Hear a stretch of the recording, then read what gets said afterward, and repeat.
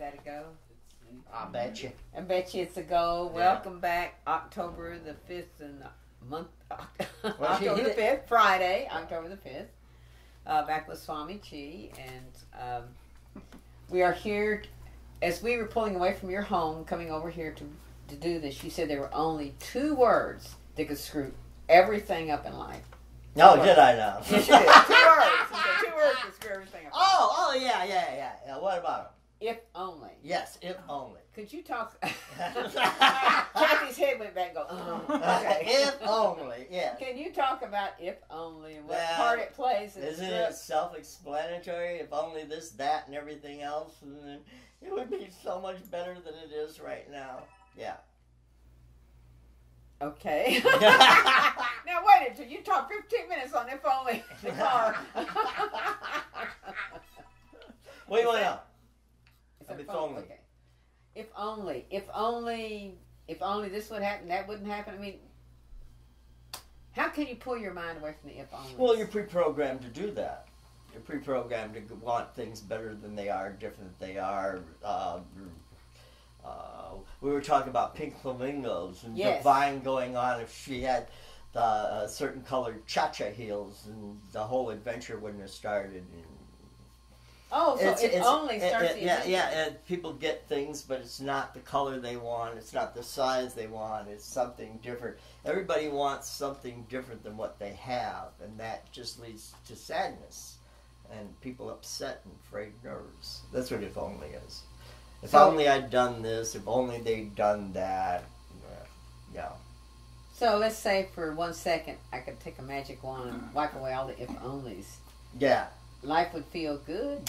Yes, because then that would knock out desire and wanting, and then everything would be as it is, and hopefully be content with everything, and that's the secret. So, desire and wanting. Is that your... Oh. I heard something going here behind my head. Sorry, guys. Desire and wanting. I know desire and wanting can really screw you up bad, fast. Well, that's the main thing that screws everybody up. And you're pre-programmed to do that. Pre-programmed? Oh, yeah. You mean, so we got born with desire and wanting? Well, nobody's born a bigot. No. Your parents teach you, and then your environment teaches you to be a bigot. Nobody's born dissatisfied with life. You're taught to be dissatisfied. That's true. Yeah. Wow. Kathy's head going, So dissatisfaction keeps you moving forward towards a spiritual goal? It's the sins of the fathers under the 10th generation. You know, a guy beats his kid, he beats his kid, he beats his kid. It sets up a chain reaction. They come from a long line of bigots that can't stand people with long earlobes, and eventually the whole family avoids people with long earlobes and makes fun of them. It's just, that's the way things go. It's life. Yeah. Non-contentment. What? If only. If only. Oh God, it's going to sing today. If only. How can you get yourself in a contented place? I don't understand. How do you get yourself? You either are or you're I fell not. into that pothole right on my head. Big hole. hole. Okay, Kathy. So you're going to do something. You're the doer now. Right, yeah. Okay. Yeah, if only I could. Yeah, got it. Wow. Well, what kind of wise words would you have for all those that have a bad case of if-onlys? What would you... Just sit back and contemplate what it'll get you if you get what you want. And what's so bad about what you have. Okay. Really, what's so bad about what you're presented with on a daily basis? What's so bad with it? Well, living here, nothing. I mean, this body is giving me a headache today. The nose is all stopped up. And, you know, I could be at home whining, perfectly content. You're whining, perfectly content. Oh, he was all bundled up in blankets. Oh, okay. We're going. Get dressed. Now. So, peace of mind. So just find it wherever you're standing, sitting, whatever. it's acclimating yourself to your surroundings.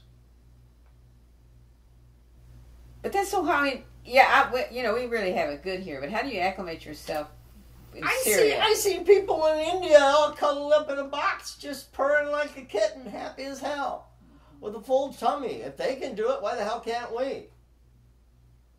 That's true. Well, if you think about it, I relate to this. When I was a child, I was perfectly content with what little we had, whereas my son is not, because I taught him to want more. You're absolutely right about that. Oh, I taught him so to want more by providing more. him with more. Yeah, we create that dilemma ourselves. And absolutely. Probably do it because we think we don't have enough, so we will make sure they do have enough. Poor people tend to be a lot happier than rich people. Yeah. If they have a full stomach, if they feel they put in a good day's work and they can get home and take their shoes off and relax and just have their family around them and just they have so much better than somebody who's worried about, is the yacht full? Is somebody taking care of the limousine? My God, did I book the right plane tickets to this thing? That hotel I was in, did they have bed bugs? Oh my God. Who's the happier of the two? The guy sitting in front of Cox Cable with a beer in his face. Probably the guy in the toddy bar somewhere in India just kicking him back with his buddies, just throwing dice. Toddy bar. Yeah. There's a lot of those in India. Are there? Yeah, coconut liquor. Oh, really? Yeah. Cool. Yeah. I can't do that. Well, I could, I won't. So, what I'm figuring out, just have as much fun as you can without hurting anyone or anything else. Just enjoy your life. Well, if you have as much fun as you can, then you're exerting yourself on having fun, and you just might miss all the fun. Mm-hmm. Can you go a little deeper into that, sir? Once again, if only. If only. If I do have the most fun you can have. Oh my. You'll end up breaking your neck jumping off a cliff. No, I ain't going to do that. No, no jumping out of airplanes. No jumping off of cliffs. No. Just being content with things as they are, the way they are. That is sometimes so hard to do. I'm getting the hang of it, but it is so hard to do it. When I get in that flow, I've never been happier. Just be content with what is. Yeah. You content. And when you got this massive headache, how do you get content with that massive headache you had? Basically, who says I have a headache? Who has the headache? Oh, the body has the headache. Am I my body? No, I'm not my body.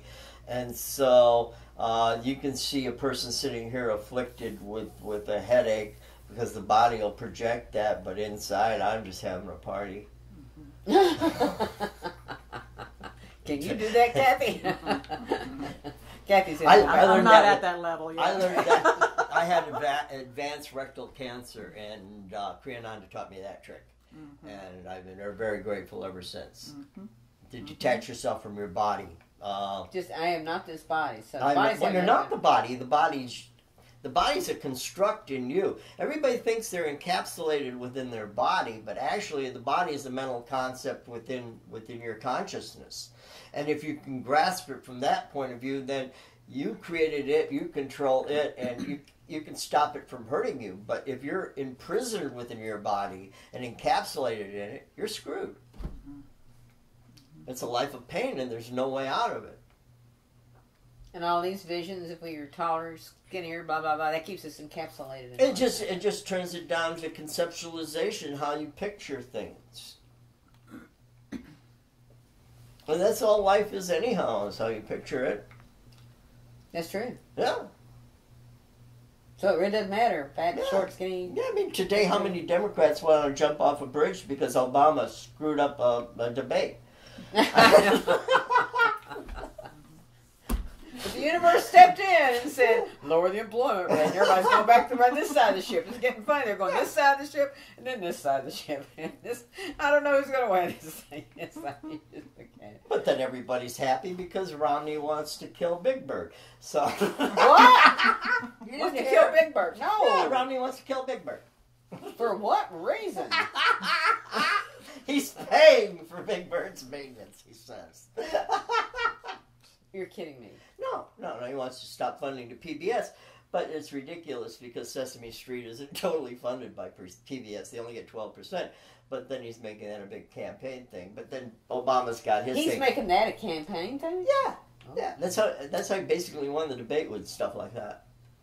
Supposedly. I don't know. Wow. I think they're both nuts. They are. It's okay. I don't get political. It's like, no. No, I don't get political. I get angry. Okay. I don't know that anymore. Have you ever been political in your life? Oh, yeah. How political were you? I was raised Republican and then got sense and became Democrat. And then got older and found out there were two sides of the same coin. And it was really, both sides were stupid. Okay, then you chose not to. What? You don't have a preference one way or the Oh, other? yeah. Well, yeah, but I know fecal material floats, so. Okay.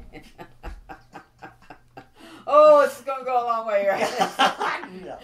Men in black suits will be knocking at our door. Yeah, No, it's basically, this is hell and Lucifer rules here. So whoever's going to be in charge of government is not going to be on the people's side. It's going to be on the wealthy side. Wealthy rule. Always have, always will. Get over it. But the guy with not much is happier, so it's like, it's a trade-off. Yeah. No, it's not a trade-off. Guy's Yeah. happier. Mm-hmm. He wins. A happy person wins, not the miserable one. That's true. Yeah.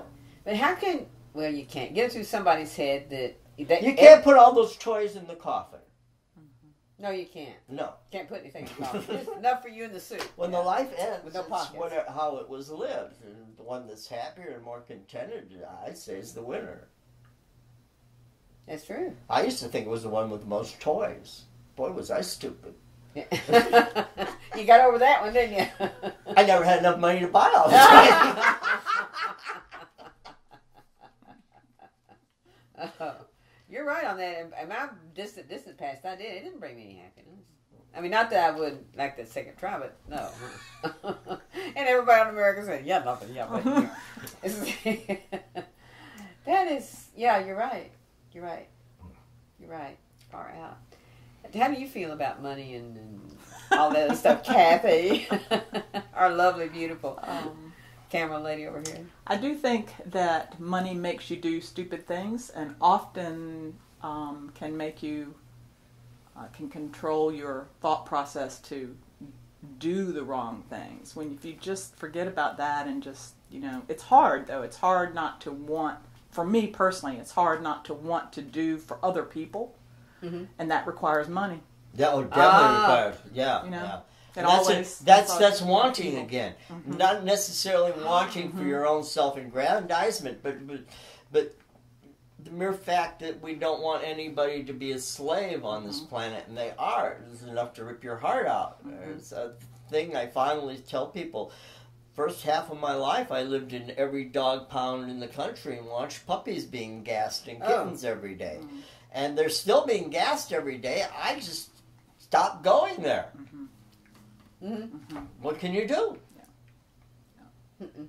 That sort of thing is, one person can't do anything about it. No, It's completely out of your control. you can start a movement and do things about it, but I just found best just God knows what God's doing, and when I think something's wrong, I realize I'm pretty stupid.